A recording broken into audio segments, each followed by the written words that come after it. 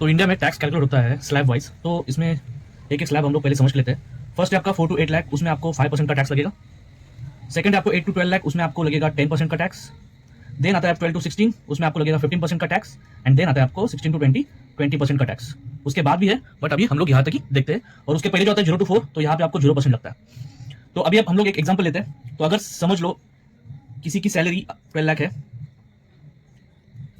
तो 12 लाख में से फर्स्ट आपका होगा स्टैंडर्ड डिडक्शन, तो वो रहता है आपका 75,000। वो होने के बाद ये होता है आपका 1125,000।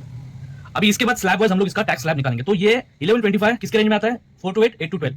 तो आपको यही दो ही टैक्स लगेंगे, 5% और 10%। तो पहले 4 to 8 का कितना, ये 4 लाख, 4 लाख के ऊपर कितना है? 5%। कितना आएगा 5% इसका? 20,000। देन है 8 to 12 लाख का, वो आता है आपका 10%। तो 8 to 12 लाख में कितना अमाउंट है? 1125, मतलब कितना हो गया आपका? 325 लाख। ठीक है, 325 पे 10% कितना हो गया? ये 32,500। तो अभी इसके बाद आता है 12 to 16, बट ये 12 के अंदर ही है, इसके लिए ये आपको नहीं लगेगा। ठीक है, तो ये कितना आएगा आपका टोटल?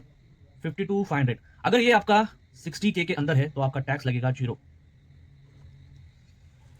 अभी एक सेकंड एग्जांपल देखते हैं हम लोग। अगर 40 लाख सैलरी है, स्टैंडर्ड डिडक्शन होगा अपना 75,000 का, तो ये आएगा आपका 1325,000।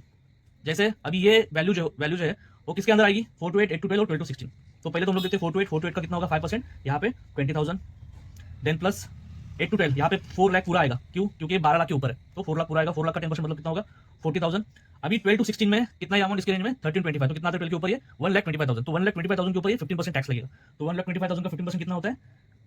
18,750। तो ये अगर टोटल हम लोग कैलकुलेट करें तो ये आता है 78,750। अभी ये आता है ग्रेटर देन 60K, तो यहाँ पे आपको टैक्स देना पड़ेगा।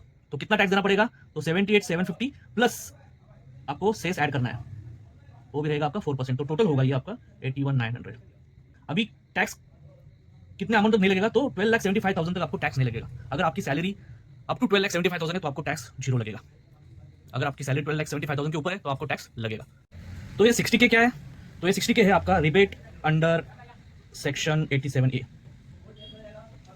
तो ये इतना आपको रिबेट मिलता है। तो अगर आपकी जो टैक्स है 60K के बिलो है तो ही आपको ये मिलेगा। तो इतना आपको 60K तक रिबेट मिलता है।